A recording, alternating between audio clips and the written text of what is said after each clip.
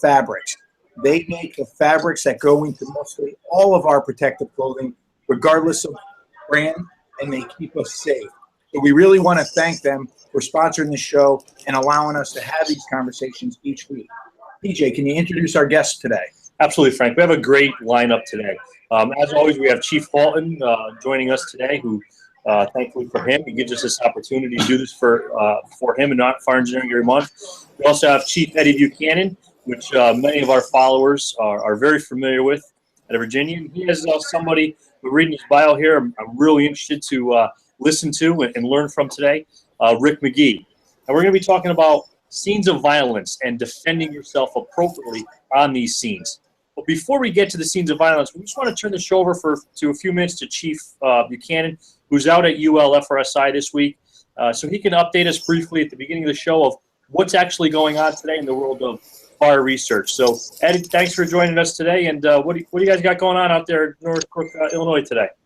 Sure, man. It's great to be on the show. Thanks for having me. We're actually today talking about we're having an NFPA 1700 committee meeting. So we've been working for about a year now on trying to figure out how to develop a guide on how to implement this research. So we've got about 30 of us here, trying to sort through all that, and we're making good progress. I think we're being successful. It's just difficult, a little challenging to make something that would fit, kind of globally.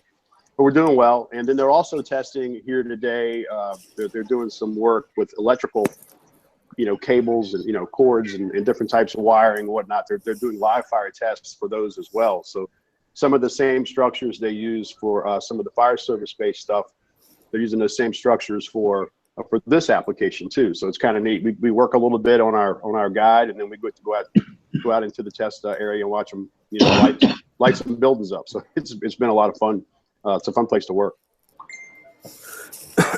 That's great. I think that's the biggest problem you already keyed it up on with all the research and the science is how to adopt it globally. How can we find that middle ground that works for a department that's showing up with 3 or 4 members, for a department that's showing up on first alarm with 30 to 40 members. So you guys definitely have your hands full out there with that process. Yeah, it's been a challenge, no doubt. And but a lot of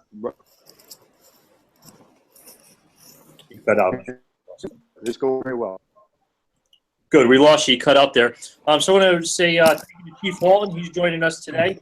He was able to free up some time in his schedule, and we're happy to have him. So, Chief, welcome to the show today. Well, thank you for having me, and thank you to our friends at TNCATA. One of the things that we often forget, when we're doing our specs for our PPE is the wide variety of fabric that's available. And, TNCATA is a company with, I believe, 250 plus years of experience. They started off making sails for the Navy, which is not the American Navy, the Danish Navy, I believe, or the Norwegian Navy. And amazing company. Had the great opportunity to go out there with a wonderful friend of mine who from TNCATA, and showed us how the plant works and really care about firefighter safety and survivability, doing tremendous research. And remember, they're the only products that are inherently fire resistant, so there's no chemicals infused in the TNCATA fabrics. Great sponsor, and I just wanted to thank them. FDIC is right around the corner. Registration is open. Please register. Lots of great classes. Unfortunately, we are having Frank Ricci back again this year. We were forced to by a legal agreement. Eddie will be there. Frankie will be there. Just a plethora of great folks. So please register early. Remember, the hot classes will fill up.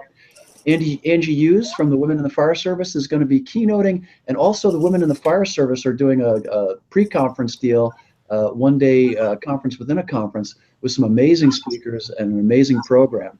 And so if you're a female firefighter and you want to join Women in the Fire Service, great way to great organization and grab a discount to FDIC. And for the first time ever, we're proud to announce that there are 2 lead female hot instructors this year at FDIC. 2 of our classes in the hands-on training are being conducted by the leads are female, and that's the first time ever. We have over, I believe, 28 or 32, something like that. We're trying to get the countdown exactly, female instructors this year. So we're very proud of that, and we'll be having over 53 different countries and classes being, again, given in Spanish and all kinds of great stuff. So it's the 90th anniversary of FDIC. So we're very excited about that. And next month, we're going to celebrate the 140th birthday of fire engineering. So thank you for letting me on to shill shamelessly for a company that I couldn't be prouder of and proud to be a small part of. So thanks. Well, thank you, Chief. You're the reason that we're here. You invited us on to do this every month as an arm or extension of you, so we appreciate it. So today's show has come to us after a brief conversation that I had and Frank Ricci had with Chief Buchanan in July out in Tulsa. We're talking about the scenes of violence and some of the challenges that today's firefighters and EMS providers have with dealing with these scenes of violence. And I kind of equated it to, growing up, I got into scuffles in the playground. Some fist fights on the playgrounds and some, back and forth in the playground. And I learned the hard way how to defend myself. I know, Frank, you're probably having a hard time believing that I would ever actually open my mouth or I'd have to defend myself. That has happened at a young age, and that happens to a lot of us. But what I think we're seeing now is we're seeing a lot of firefighters come in who, because of the internet and the games and they're staying inside it and they're not going out in the playground as much, they haven't got into a lot of those scuffles on the playground and haven't had to learn how to defend themselves the hard way. And they're going into these EMS calls, they're going into these calls that they deal with every day, but they're really not sure how to handle it. So myself and Chief Buchanan and Frank were discussing this, and Chief Buchanan was indicating some of the training that they're actually providing their members to keep them safer and having a more effective scene for not only the responders, but also for the patient or for the victim who may be lashing out for a medical reason. So it may not be just somebody who's lashing out because they want to act out and cause harm on the responders. There may be a medical thing going on. They may be, there may be a diabetic who's just acting out because they're having a hypoglycemic event. And Chief Buchanan, through Rick McGhee, who's the founder of ARES, or our Self-Defense Training System, who's a veteran of the military. He was the military police corps. He has over 30 years of experience training civilians and also military elite groups. They work together to provide this training for their members. So I want to go to Chief Buchanan so we can hear of why this began within his department, and then we're going to hear from Rick McGhee on what they're actually doing to provide this training. And then I'd like to have a little roundtable discussion with Frank, Chief Halton, Chief Buchanan on where do departments actually go with this? What types of liabilities, what types of issues will departments foresee or should they plan on to avoid those issues if they decide to move forward with this training? So Chief Buchanan, thanks for joining us again. Absolutely. This stems from a call. We had an incident on the interstate where one of our medics got into a fairly physical encounter with a patient. So the fight breaks out in the back of an ambulance. Both the medic and the driver are in this thing. The state police eventually jumps into the back of the ambulance. The fight continues, and the state police answer to that was they just maced everybody. It was kind of interesting. But at the discussion after that was kind of focused on, wow, this medic was a bit surprised, didn't see it coming, wouldn't expected it to happen. The police were right outside. I mean, it wasn't like they had responded in when they shouldn't have. Everything was done right, but yet this fight still occurred. And the medic indicated, he said, I've really never been in a fight. That was my first fight. So we got to thinking about that. So we really don't prepare our people for that. We tell them that, is the scene safe? And now they're wearing their gloves, but that's about as far as we take it. It just wasn't realistic. So we set out to try to find a way to provide some sort of basic training in this environment. And looking around the world at what happens these days, the occurrences, we're seeing more and more occurrences of medics being in fights or firefighters, being engaged in a hostile type of situation. So it's, it became a priority for us to try to figure out how to do that. And I started having discussions with Rick, who I, grew up with as a kid. And we knew we didn't have time for people to go through a big martial arts program. We looked at our law enforcement wing to see what kind of training they had. And we ended up going with Rick's approach to that because it was a fairly quick, teachable type of system that we could do in a day or so. And it didn't always, we really weren't interested in our people learning how to detain patients. It's really more about avoid the fight, diffuse the fight, And if you have to fight, it's really about getting out of there right away. You know, removing yourself from the situation so that it can be handled by someone with the appropriate skills. So that's how we got into that. And it's evolved. Now we're running. It's part of our basic recruit school. So when people come in, you know, they go through that just like they do everything else. They have all their normal fire training stuff that we do with them, and we also have we now put them on the bus and ship them down to Rick, and he gives them that basic defensive training. That's just kind of the background we got into that. You know, I think we've all been on those calls where we've had a patient or somebody act out on us, and we've had to defend ourselves, or hate to use the word detain, but you know, to take appropriate action to protect ourselves. I think it's, you know, unfortunately, it happens. But luckily, they had some chief officers who had the ability to lead the department and realize, hey, this is an issue, and it's going to keep happening. So let's do what we need to do to keep our membership safe. Frank? Thanks, BJ. Even before this, and this is one of the reasons why I believe in company EMS with your paramedics and not just leaving two people by themselves, the officer has a key role and responsibility. And I like to say respect is a universal language. And sometimes I see our medics, they're so focused on patient care, sometimes they even forget to smile. So by having an officer that is acting as that ambassador to protect the scene and look around and interact with other people that are in the room, that a lot of times will diffuse a potential situation. The other thing I'd just like to mention real quick on the officers, because I've seen it happen time and time again in New Haven, is you'll arrive on scene of a shooting, a stabbing, where the cops are interviewing the person and your medics are going to go to work with them, but yet the police department never frisked the individual to see if they had a weapon on them. So it's something as an officer, because you get there and you think, oh, the police are there, they got everything under control, to politely ask, have the police officer frisk the individual to see if they have an actual weapon on them, and that can avoid a potential problem as well. Those are some great points. Chief Long? No, I think I'm dying to hear what Rick has to say about how we can, manage some of these events. I think that when we talk about acts of violence, there's so many different levels, and I really want to get to our guest because I think he's absolutely qualified to talk about this and has put together a great program. You don't get higher praise than Eddie Buchanan. So I'd love to find out, what he thinks we should be doing, at the basic level, the intermediate level, and then, take it up to the, running gunfight type things as we saw in San Bernardino, Boston, and some other places where our members were at extremely high risk because of the nature of that level of violence. So great comments by everybody, and really can't wait to participate. Remember, you can ask questions. I'm monitoring Twitter, so if you use hashtag FETalk, if you got questions for our guest or anybody on the panel, we'd be happy to ask them directly. Very important topic, and thank you. Thanks, Chief. So, Rick, I'd like to go to you at this point. You kind of know where our questions are, but before we even get into that, first, I'd like to thank you for your service. Every one of us here always understand the challenges and the sacrifices that you've given for all of us and for our families. So for that, we truly thank you for everything that you've done. So let's hear it. What do you got for us as far as scenes of violence from an EMS and fire perspective? How can we manage these incidents better? All right. Well, I think, first of all, some of the initial challenges is understanding the difference between fear and danger. Like right now, we're discussing more of a fear-based mindset. We're worried about things that could potentially happen.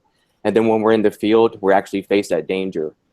And that's the part that we're not necessarily trained on, or people are trained on. They have assumptions, but when they get out there face to face, dealing with that emotional cascade can be a problem. So what we've done is we're introducing quite a bit of reality-based training, scenario-based training, and those types of tools to give the EMS firefighter at least a heads up, been there, done that type of mindset. And that's what we've been working very closely with Chief Buchanan on, developing those tactics. Yeah, Frank, PJ, I think a lot of what we look at is if you've never been confronted in a sort of hostile or even violent way, they don't have any kind of like pathway to response. You know, they don't know how to process it. They in some cases just lock up. We see people do that in classes. They'll just kind of freeze. So using a realistic approach, and as Rick often says, you know, you have a couple of basic tools that we use.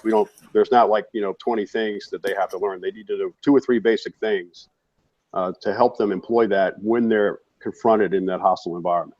And we do a lot of scenario-based training. And then it's also important to mention, not every scenario is intended to go to a fight. They should be able to diffuse it, you know. So, you know, some of that is the types of settings that we're using. You learn a basic skill, then go into a realistic application. It was when I first told my fire chief, hey, we're gonna let them hit each other. You know, that was a tough sell, but with the proper PPE and, you know, using the right equipment and stuff, it's worked out well. I think the first place I would assume that it would start, Rick, please correct me if I'm wrong, is what I like to call like the verbal judo. How are you going to actually communicate with somebody who's already at this level, right, and to de-escalate the incident right off the bat? Is that something that your program? Absolutely.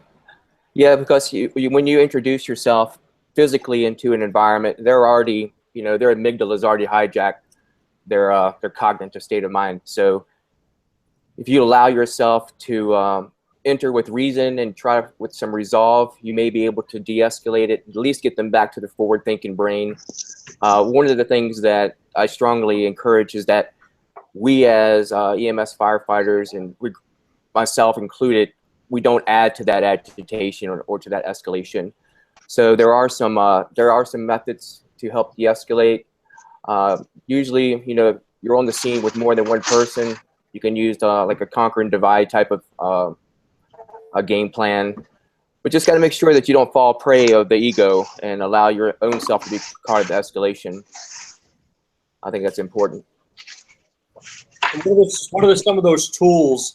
So if you were going to teach a class right now to some of the followers, what are some of those tools or tips that you can give them to start that de-escalation process?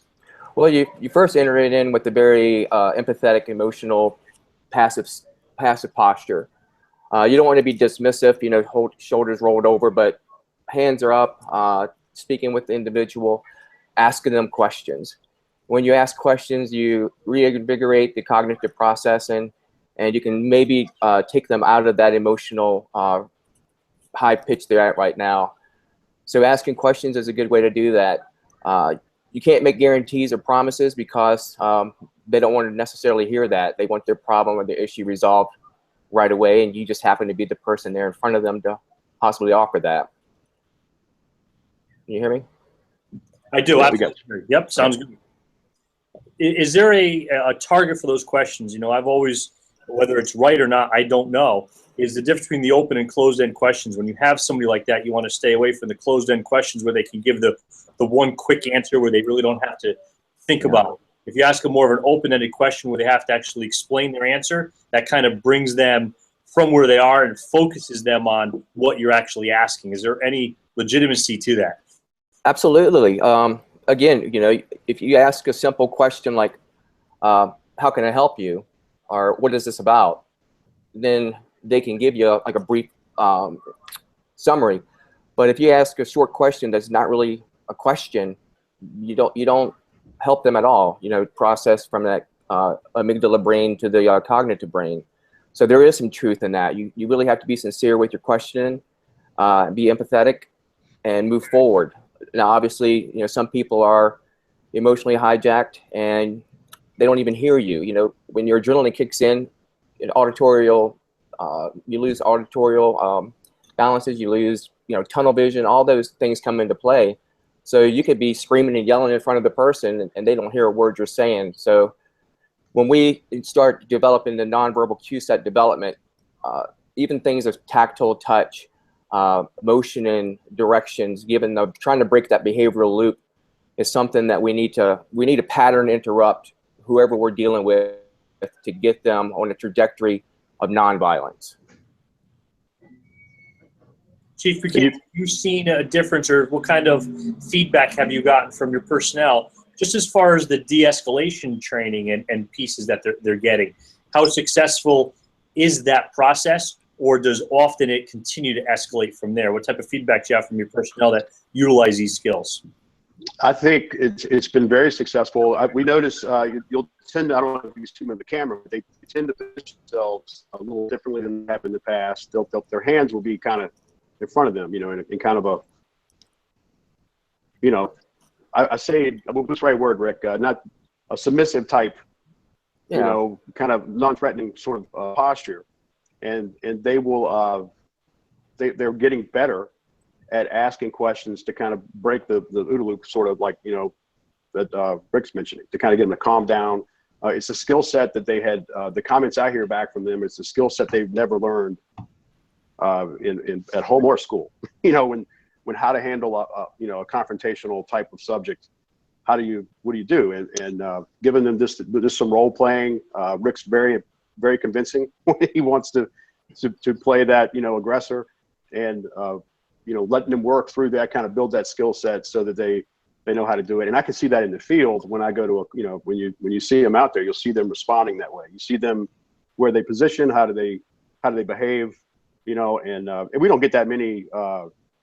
It's not a skill they use often, you know, but when you do have somebody that's wound up, it's nice. You can see that behavior starting to take, and it's not hours of training required. It's getting used to taking that verbal assault and not panicking, you know, that okay, this person's going to be hostile. Early behaviors we see there is they either go confrontational, or they you know, they start throwing fuel on the fire themselves.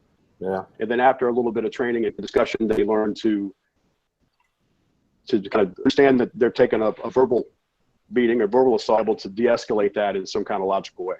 It's really just it's not that complicated, but also you know, understand. Rick mentioned the pre-attack, or you know, some of the assault precursors to a situation that they could pick up just an emotional response, or just got really intended on inflicting some pain here. Eddie, do you guys have any policy, or what's the procedure that you guys use to call the police department when you have something escalating? Because simply getting on the radio in front of somebody and calling the police department, right, that escalate it. So is there something that you guys put in place that you see that is working?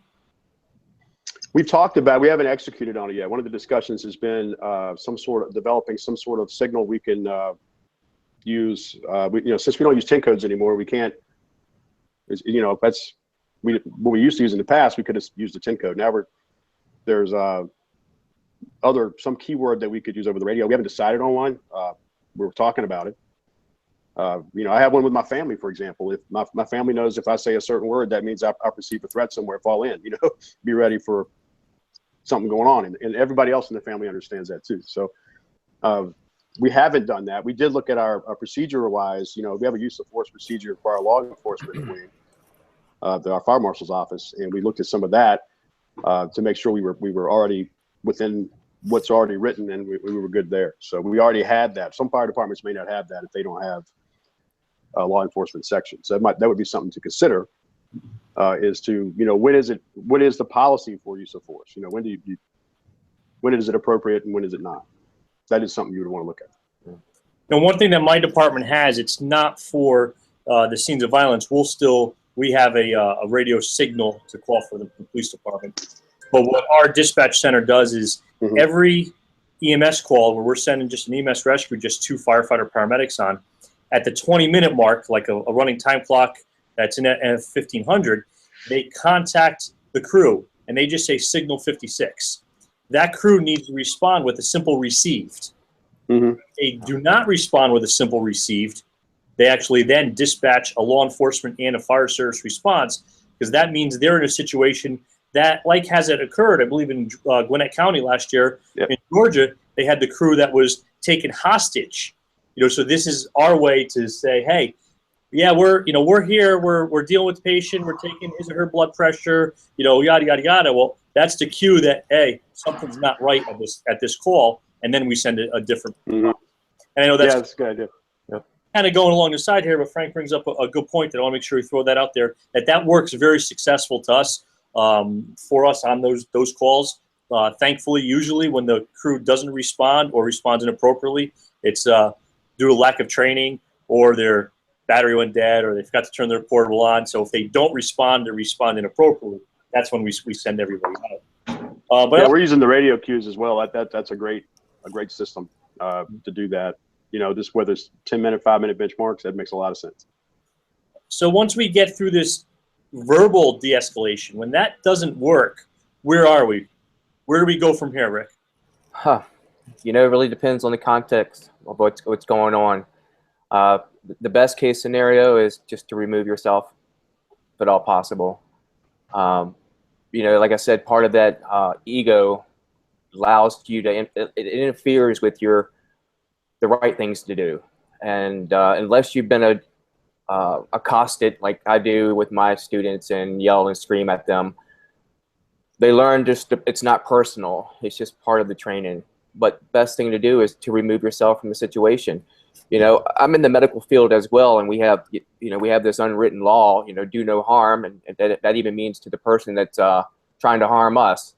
But you got to escape that mindset and just remove yourself from the environment. It's not worth it. And we do a lot of focus, PJ, on like what are the pre-attack indicators that we can see. The opportunity drill, Rick, you might want to explain that. Absolutely. Because that's kind of the basis of where we begin. When we go from de-escalation, now we're moving into a physical action. We typically start with that opportunity drill, which is an interesting little exercise. Yeah, it's pretty unique because it allows the attacker, or the threat, for lack of a better word, the threat to remain pretty much in their ego posture. And with the hands up, in a defensive posture position, I'm able to pick up on cues non-verbally that are going to indicate to me whether or not this individual is truly committed to doing me harm. And if so, what are these things they're doing? Some of the things that people do pre-attack could be, facial grooming, looking side to side, squinting their eyes, long or a big stare, getting close to you, bumping their chest up against you. Again, the threatening environment, maybe changing their stance a little bit so they can go right side back if they're a heavy right puncher. All these things are cues to let you know that this individual is in the act of getting action, getting ready to happen. And so it's during this drill where we practice this by saying the word opportunity every time we see a pre-contact cue. And you can say opportunity 3 or 4 times while this punch is coming in super slow, and it gives you a chance to study everything prior to the actual impact of the punch. Because the impact of the punch is irregardless unless you see the stuff coming beforehand. Everybody focuses on the punch and not the shoulders twisting or everything coming forward. They focus only on the tool, not the delivery of the system. And that's what opportunity helps us to do. It's basically they're learning to see those cues and then learning to have some response time. We're talking fractions of a second. Yep. But if you can, just teach them this closing distance to try to take some of the power out of the punch, could be, you could do that in just a half a second. I mean, there's things you can do that will once you develop that and they repeat it over and over again. This is repetition, and until it sticks. That they develop that kind of thought process that when the punch is coming in, it's kind of the basis of where we start physical training. It doesn't necessarily have to be a puncher. It could just be them looking for something in the room to put into their hands, or looking for a bystander buy-in. Any of those types of things that you have to be attuned to during this opportunity and awareness drill.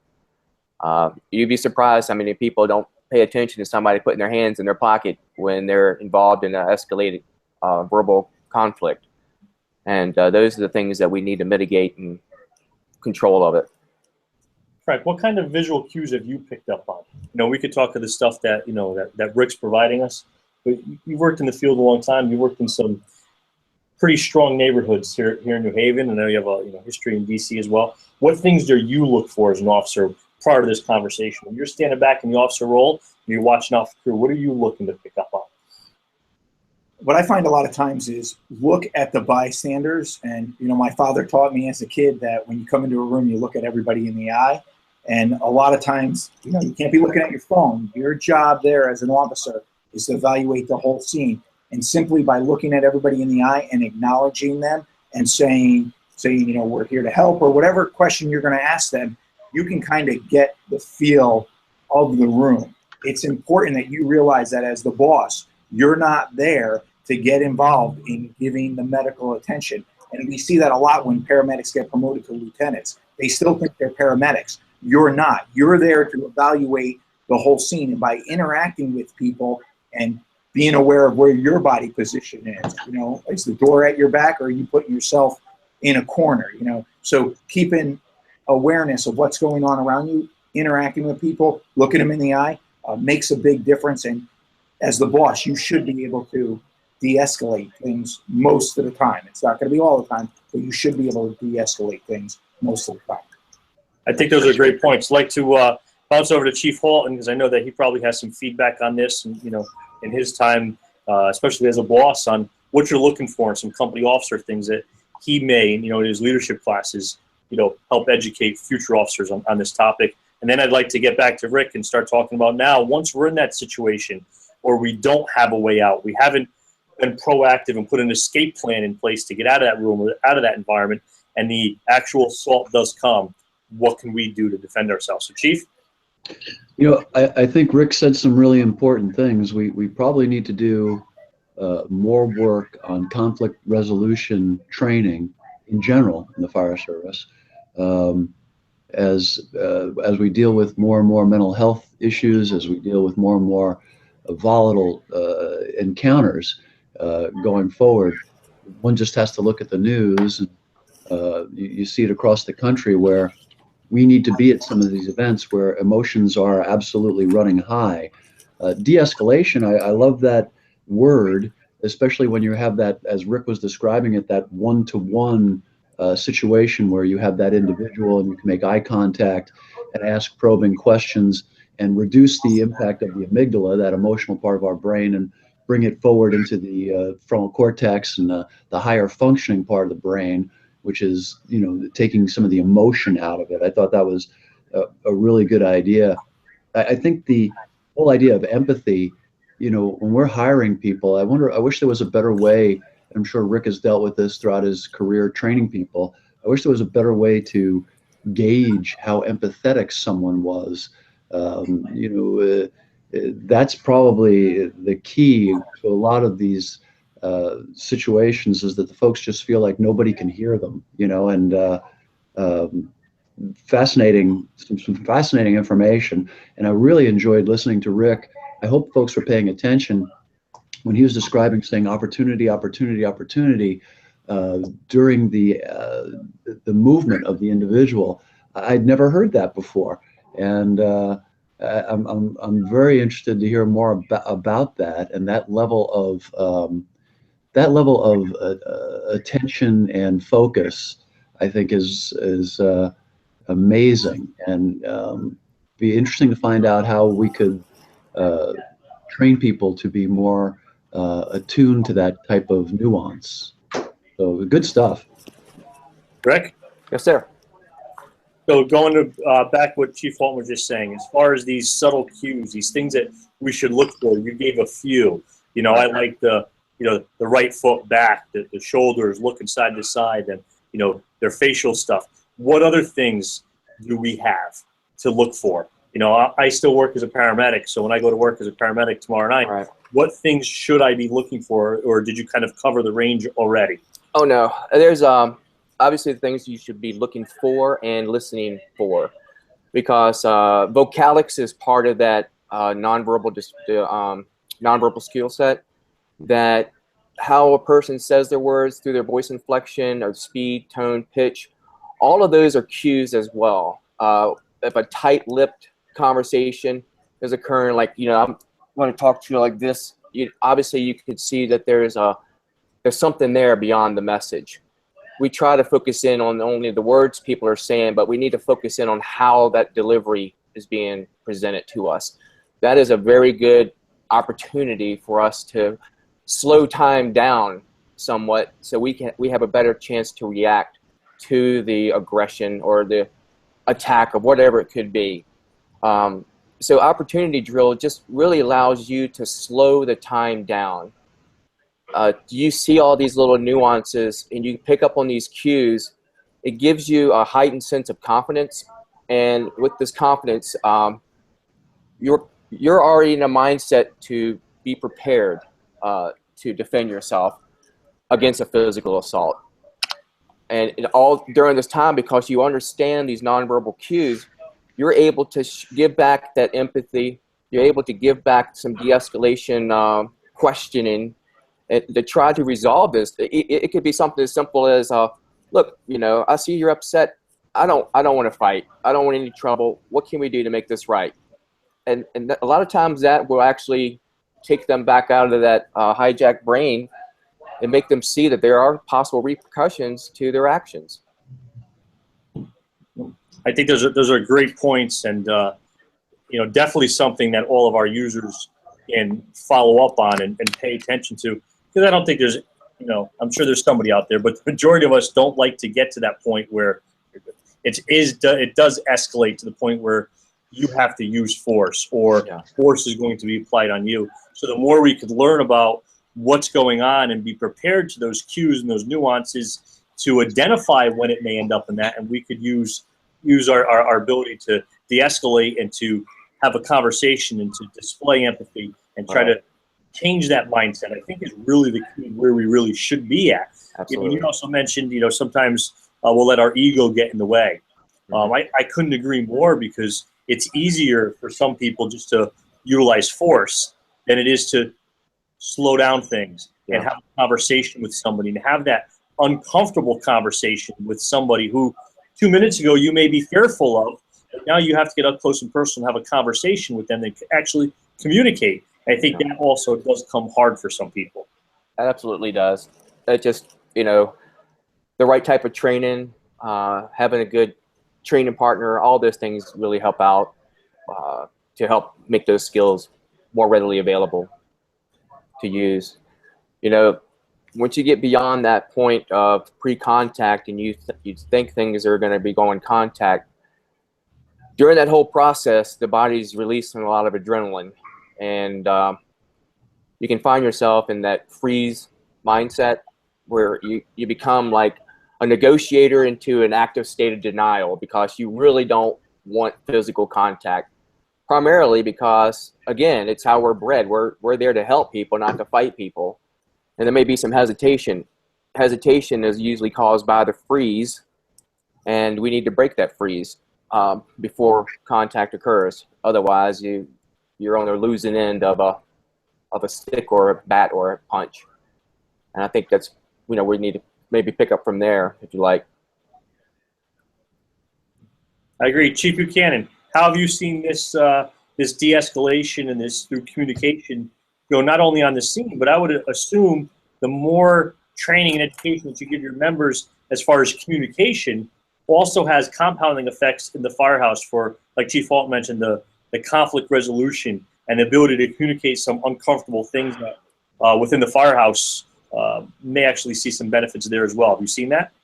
Yeah, I think if you really break it down, it's understanding when is the aggression directed towards you individually, and when do you just happen to be the guy who walked into it? Yeah. There's two different sets there. Like in the firehouse, you could have two guys that aggression might be personal because they live there every day. You could be the guy who transferred in, and there's some sense of aggression, and you're just there on a detail, man. It's really not.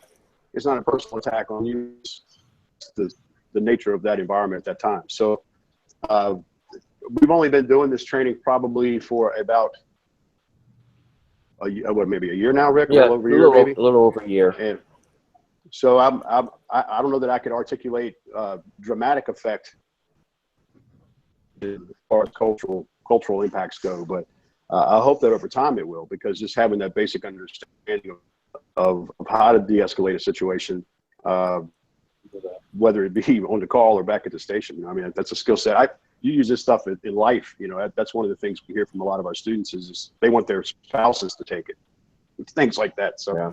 you know, the kids to go through it and all that kind of thing. Good life skill. They're great life skills. And, you know, we're having a great conversation here today with Rick McGhee, Chief Buchanan, Chief Halton, my partner today, Frank Ricci. But again, I'd just like to make a quick mention of Tenkata Fabrics.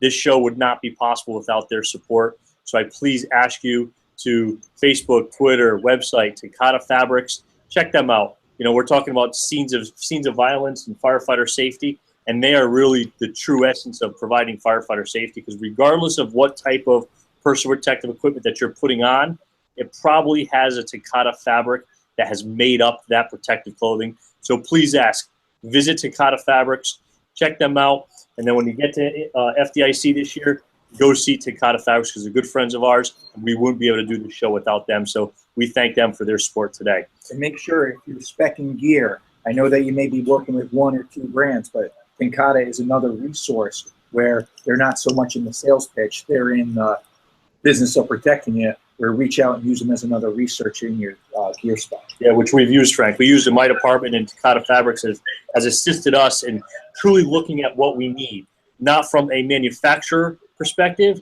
but from what do we actually need to protect the membership of my department. And Tenkata Fabric was instrumental in that. And we just have some of the new gear starting to come into our members based on their assistance. You know, it didn't matter to them what manufacturer we chose. It mattered to them that our members were going to be safe and that their products were going into that turnout gear regardless of what manufacturer that it was. And they really helped us through that process. So I urge everybody listening and watching today to take a look at Tenkata Fabrics and utilize their resources before you're ready to purchase new gear. Now, PJ, can you take this to the next level? We were talking about mainly body positioning, somebody delivering a punch. Unfortunately, in today's society, we're dealing with a lot of firearms. And can you take it in that direction? Yeah, absolutely, Frank. You know, and we've seen the recent debates on social media and in email as far as, you know, body armor. So this is kind of jumping a little bit. I would like to get back to Rick as far as once that act of violence does come your way and you're in a room, you're in a patient's bedroom and they lash out, what are some of the things that we should do or could do to protect ourselves as we're trying to enact our escape plan? And then I'd also like to get into Chief Walton and Chief Buchanan, some of the bigger debates that have been going on as far as whether we should be outfitting our fire and EMS personnel with body armor and vests, and what type of equipment should we or should we not be considering putting them with. So Rick, we're in that situation, right? We've tried the de-escalation. We missed all the signs that this was escalating, or we haven't watched this Norwood Hangout and learned from you already some of those things you could be looking for. And that patient comes at you. You know, maybe you allow the patient in between you and your exit door. You can't immediately escape. How are some of those immediate ways that we should be looking to physically protect ourselves so we can act our escape plan? Absolutely. If that aggression's coming forward, obviously you failed somewhere along the line in the opportunity drill. But again, it comes back to context. Is this person just irrational because of circumstances, or are they violent because of violent manners? The retaliation would have to match the force needed. You know, I wouldn't punch somebody in the throat if they just shoved me against the wall and that was all of their intent. So you have to understand intent and context, you know, in the environment that you're in. But you know, if somebody shoves me and pushes me out, I'm going to go out. I'm still trying to keep that de-escalation process going. If the fight happens, then I have to use my resources, physical retaliation, to make sure that I am the one that is in the advantage position. You know, it's not a fair fight. It can't be a fair fight, because if it is, your tactics suck. It has to be all me all the time, and then that's the mentality you have to have. So I think that's an important thing. Important part of our training is to develop that mindset. Is you know, if 3 guys walk into the room and it's just you, you know, instead of saying, crap, I got 3 guys that are going to shoot me down, it should be like, Well, there's only 3 of you. You know, you got to have that mindset of I wish there was more of you, that type of mindset. And that's going to help you overcome a lot of those fears that one person may have. Now, you know, the laws of self-defense allow you to apply reasonable force necessary to control the situation. So you really have to understand that during our training, when we subdue a person or get them in the ground, that we just don't continue elbowing in the head, because then you've stepped outside the boundaries of self-defense and now you're back into that fight, that no-win situation in the court of law. The best thing to do is try to escape. If you can't escape, you need to put the person in a vulnerable position where they can't escape until help can arrive. But it's not a fight. It's never been about a fight. It's about protecting yourself. You know, a fight, you have a lot of things that are known beforehand. You have consent, you have awareness, and you have preparation. Well, during the situation when you walk into a hostile environment, there's no consent. You may be aware, and there's no preparation period. You know, you didn't go out and run 15 miles and do 200 push-ups to prep yourself before you went in to fight this guy. So you can't go in there with that mindset. You have to go in the mindset of, I'm protecting myself, and I will use whatever tools necessary to make that happen. If a guy picks up a screwdriver and he's trying to stick it into your chest, and you just sit there and you tell him, no, don't. We've all seen the movie Saving Private Ryan.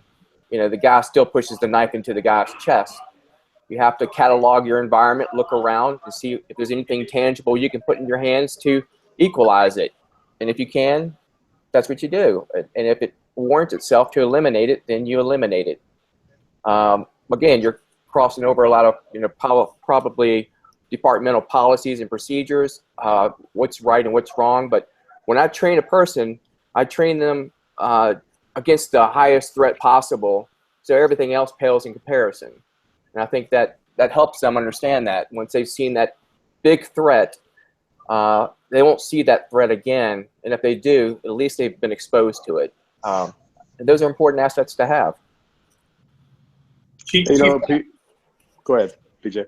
Paul, there's a question up here I'd like to kind of push towards you. It says, should we see more negotiation training for firefighters similar to law enforcement? I'm interested in your perspective on that. Absolutely. Listening to Rick, I'm, you know, conflict resolution, negotiation training. You know, unfortunately, as Rick just said, we walk into these situations and it's going to be a while before PD is going to back us up. Sometimes we didn't anticipate it. We didn't prepare for it, but we're suddenly there. So having the skill set that he's talking about, you know, and verbal judo and all that, gerbil voodoo, that's really important. But I think Rick is talking about, you know, just a really, really fundamental basic skill set that I think we need to develop more. That was some really important messaging that Rick just had there, and man, I was mesmerized. I apologize. I had so many questions while he was talking that when Rick and to your point, if negotiations break down, Rick, in other words, and as you just said, sometimes it's unexpected. If you just find yourself in that violent situation, as Rick just said, for many of our folks, they've never been in anything like that before. And I love what Rick just said. If we could somehow get that into our training, that would be fantastic. And I don't know how I'm trying to wrap my head around how do we get that into our training, that sudden sense of crisis where we have to react. That was I mean, in a scene of violence, not a firefight or anything else, but you know, an unexpected scene of violence. That really caught my attention. Yeah, I think. Go ahead, Chief Buchanan. How have you molded this into your organization and into the actual culture of your organization? Well, it's basic recruit training now. You know, it's part of our basic academy, and then we're offering it as often as we can afford to do it for the general membership. You know, so that it's not just the new guys that have it. You got to go back and get the old guys too. So every chance we get, we'll offer another class, and I wish I could do it quicker. You know, I mean, to try to get that basic skill set into the hands of folks. But you know, as far as implementation, we just, it's kind of like we do everything else. When we started survival training, when we started fire dynamics training, you know, anything new like that, we typically okay, let's get the new guys right out of the gate, and then start working back someone on habit, and then we catch up as we can, you know, to make sure everybody has that basic training. Same model we used for firefighter survival some years ago, to go back and catch everybody. Frank, now you've run recruit schools. You know, as a director of training, drill master, I'm sorry. As drill master, you were responsible. You actually ran recruit training for the city of New Haven. How would you see melding or molding this into that program where you're already so tasked with so many topics and issues and things that they need to be concerned with? How do you see this, or what issues do you see this bringing? I'll respectfully disagree with Eddie Buchanan on this, and it's something I just wrote a blog about. Is everything is going into the recruit class now? They're talking about wanting to make everybody a driver and a chauffeur, pump qualified. The kids still got to pass Fire 1, Fire 2, and EMT, hazmat to get the certification, and we're almost. I mean, it'd be one thing if you're giving them the adequate time and you're extending the recruit class, but we all know across America there's political restraints that are operational realities where they want the recruit class. Every chief wants to stand on the podium and say, this is the best trained recruit class that we've ever had. When I entered the fire service, I'll date myself, there was a natural progression. Fire 1, Fire 2, Firefighter 3. There was time for training, knowledge, and experience as a buffer. Now we want everybody to come out as ready to take their instructor class the next day. So I just want to caution of putting every single thing into that recruit class, because walk into a recruit class and look at the individual that has the pile of books and you have to pass this for your job, and we want you to be functionally and foundationally competent to answer the call when you come out. And it seems that every week they're throwing on another certification that they got to get before they get out of the academy, but they're not giving us the length of time that's required to make it work. So I think we agree, Frank.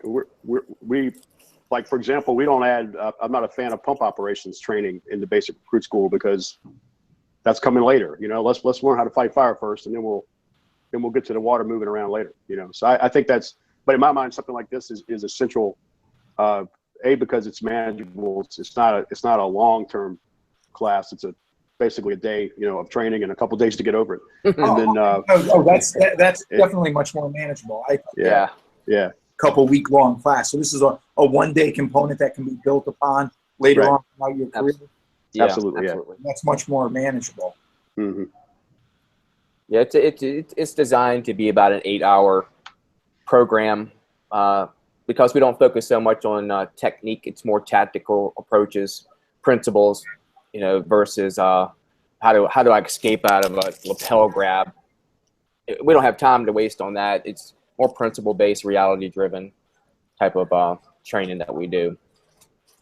Rick, for our listeners today that don't have access to you, I know Chief Fulton is an avid reader, and I'm going to challenge you because every book that we could always come up with, Chief Fulton has already read it probably twice. Do you have any reading or recommended documents for those that are listening to us today that can actually go out and read a book and or watch a DVD and try to learn more about this topic for themselves? I should get a plug for this one. Obviously, there's two books that I enjoy reading. Gavin DeBecker's book, The Gift of Fear. I highly recommend that to everyone. One of my mentors, Richard Dimitri, has a great book called In Total Defense of the Self, and it's very, very good. You can pick it up, from Richard Dimitri on his site. But those are good books. There's a lot of good guys out there that have the same type of mindset that I have. It's just that I'm trying to specialize in your industry with your needs. What are you guys laughing at? We got the blinds drawn back. I will add, the book Gift of Fear is a phenomenal book, and I was all excited because my father gives me, a reading list, and I thought finally I got a book that Halton may not have read. So I immediately emailed him. You got to check out this book. It's right up your alley. He already read it. But, it's a great book. Want to recommend too. Steve Hamilton has a DVD out for Penwell and Fire Engineering on responding to violence. His class is at FDIC. I don't know if he's teaching it this year, but I took it, and Steve's like your typical cop, so I was a little leery of taking his class. And so I walked in as a favor to somebody, and I picked up like 6 things that I used on calls after it. So what do you call it? I was impressed by his class. So if you get an opportunity to see Steve Hamilton, he's doing some great work out there. Bobby? And I also, anything by Grossman, Colonel Grossman, who's written a tremendous amount on Rick's topic. Wonderful guy, great speaker if you have a chance to see him, but talks a lot about, as Rick was saying, what the mind goes through during these events and how our ability to perceive distance and time and space and our vision actually becomes affected. So a phenomenal writer, great guy, old friend of mine. I'd highly recommend anything by Grossman. Rick, we can't thank you enough. Really looking forward to hearing more from you, and as you get more involved with the fire service. And I really do appreciate the fact that you kind of stay focused on where we're at. You know, PJ asked a probing question earlier about vests, and you know, there's also folks that are talking about should we carry and not carry. I've always been a huge advocate for the tactical medics, but I think when they deploy and they're actually working for PD, you know, in that mindset. As far as vests go, and I'd like to hear Rick's opinion real quick. I know we're wrapping up, but I think that's an individual choice. I think there are probably organizations that have perhaps neighborhoods that require that level of protection, and then there's neighborhoods that don't. But the problem with that statement is that violence can happen anywhere. It could happen in you know, you could be in the wealthiest neighborhood in Beverly Hills and be in just as much danger as the folks who are working in the most disadvantaged neighborhoods. So interesting questions. I think there are questions that going forward are going to take a lot of time. I'm not a big fan of the one-size-fits-all solutions. I always call them the Tower of Babel meetings, where people say we're going to have the national this and the national that. Good luck with that. It's a big nation. So, but I would like to just really quickly, you know, Rick, one of the things that come up oftentimes, people talk about vests in the fire service. The problem for us, as I see it, is by the time we realize we're in one of those situations like you described earlier, the head is the most exposed thing. Every gun that's ever been pulled on me on the job was pointed right at my face. I mean, literally within 2 to 3 feet away. No, I agree with you. I think it would be the individual's choice. If it makes you feel safe, doesn't necessarily make you safe, because the head is the main target that we're looking for to protecting. If we wear, I'm just speaking out loudly, if we wear a lot of armament, how do we differentiate ourselves from LEO? You know, then that might be a perception from the victim's point of view or the threat's point of view. Are we fire or are we LEO? You know, so we all know how, you know, people are being treated now in the media and in the general public. So I would just caution, you know, I don't make it an individual choice of how much armament you do put on. Better to be safe than sorry, but yeah, that's a double-edged sword in my book. Rick, we really appreciate your time coming on today, and we're at the witching hour. Do you have a website or any organization that you belong to that you'd like to send our viewers to? Because we appreciate your time. Yeah, it's Ares, it's ARES, selfdefense.com. You can just go there and look up some information, and if you feel inclined to give me a call, my contact information's on there, and schedule a little workshop and get everybody trained. And you're located in Virginia, correct? Yes, I am. I have a headquarters here in Newport News. Terrific. So you're pretty central to the East Coast, and hopefully eventually we'll see you out at FDIC. It's 1:59, so we're going to let the big boss take us out. Again, we thank Tinkata. Bobby Halton, it's an honor to have you on our show today, especially after I learned you're conspiring behind my back with management, but I still love you. Send us off today. Hey, well, huge thanks to Rick at AresSelfDefense.com. That's AresSelfDefense.com. Please go check out his site. Contact him for the training. You know, I can't, after listening to Rick just in this brief conversation, what an impressive gentleman, and sounds like his program if Eddie Buchanan's put his seal of approval on it, you can take it to the bank. So thank you, Eddie, for turning us on to Rick. And Rick, we look really forward to working with you in the future.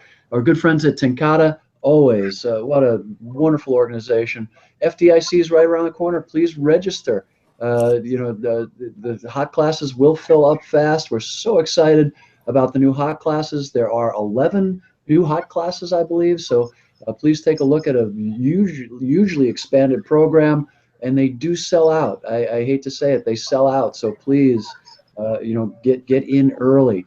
Angie Hughes will be keynoting the Women in the Fire Service. If you're one of the gals listening right now, please go to their website. Registration's open. You can register right now for their conference and within a conference at FDIC. Limited seating there, only about 500 seats for their main program, where they're going to be doing their main program stuff. So please sign up early, because we know that's going to sell out. So again, huge thanks to Women in the Fire Service. Our friend Rick from Aries, that's Aries I'm getting it screwed up, Rick. AriesSelfDefense.com? Yes, sir. AriesSelfDefense.com. Please go to the website, FDIC.com. Women in the Fire Service, Tenkata Fabrics, Frank, Eddie, PJ, as we call him, PT Barnum. Thank you so much for a great hangout. And please, everybody, be careful out there. See you again next time.